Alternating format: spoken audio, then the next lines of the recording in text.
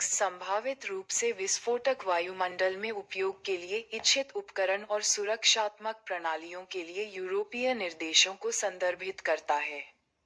ATX एटमॉस्फेयर्स विस्फोटक के लिए खड़ा है, जो फ्रेंच से लिया गया है। ATX निर्देश खतरनाक वातावरण में परिचालन उपकरण की सुरक्षा सुनिश्चित करते हैं जहां गैसों, वाष्प, मिस्ट या धूल के कारण विस्फोट का खतरा है। ATX कैसे काम करता है?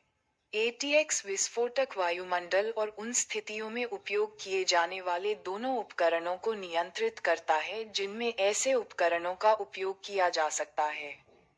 इसमें संभावित रूप से खतरनाक वातावरण में इग्निशन के जोखिम को कम करने के लिए डिजाइन, विनिर्माण और उपयोग के मानकों को शामिल किया गया है।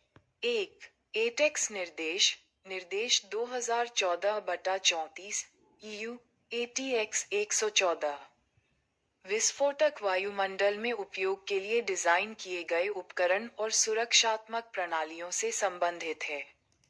यह निर्माताओं पर लागू होता है और यह सुनिश्चित करता है कि उपकरण बाजार पर रखे जाने से पहले सुरक्षा आवश्यकताओं को पूरा करता है।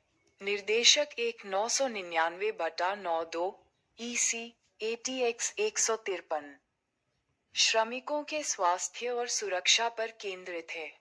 यह नियोक्ताओं पर लागू होता है और उन क्षेत्रों का आकलन करने और वर्गीकृत करने की आवश्यकता होती है जहां विस्फोटक वायुमंडल हो सकता है।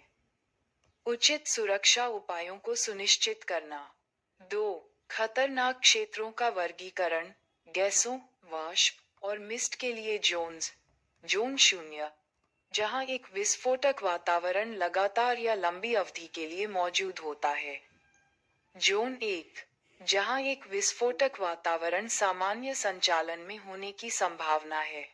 जोन 2, जहां एक विस्फोटक वातावरण सामान्य संचालन में होने की संभावना नहीं है, लेकिन यदि ऐसा होता है, तो एक छोटी अवधि के लिए जारी रहेगा। धूल के लिए जोन 20, जहां दहनशील धूल के बादल के रूप में एक विस्फोटक वातावरण लगातार लंबे समय तक या अक्सर मौजूद होता है। जोन 21, जहां दहनशील धूल के बादल के रूप में एक विस्फोटक वातावरण कभी-कभी होने की संभावना है। जोन 22, जहां दहनशील धूल के बादल के रूप में एक विस्फोटक वातावरण सामान्य ऑपरेशन में होने की संभावना नहीं है, लेकिन यदि ऐसा होता है, तो एक छोटी अवधि के लिए जारी रहेगा। 3. उपकरण की श्रेणियां। उपकरण को उनके द्वारा प्रदान की जाने वाली सुरक्षा के स्तर के आधार पर वर्गीकृत किया गया है। श्रेणी 1, जोन 0, गैसों, या जोन 20, धूल, में उपयोग के लिए सुरक्षा का उच्च स्तर। श्रेणी 2, जोन 1, गैसों, या जोन 21, धूल, में उपयोग के लिए उच्च स्तर की सुरक्षा। श्रेणी 3, जोन 2, गैसों, या जोन 22, धूल, में उपयोग के लिए सुरक्षा का सामान्य स्तर। 4. इग्निशन प्रोटेक्शन अवधारणाएं। उपकरण को विभिन्न तरीकों से इग्निशन को रोकने के लिए डिजाइन किया गया है, जिनमें शामिल हैं विस्फोट सबूत हाउसिंग।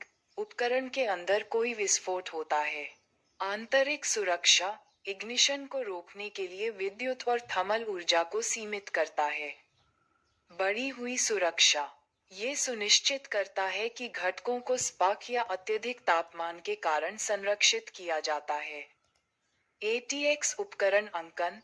ATX प्रमाणित उपकरण विशिष्ट जानकारी के साथ चिन्हित है, जिसमें आमतौर पर शामिल हैं CE अंकन, यूरोपीय सुरक्षा आवश्यकताओं के अनुपालन को इंगित करता है।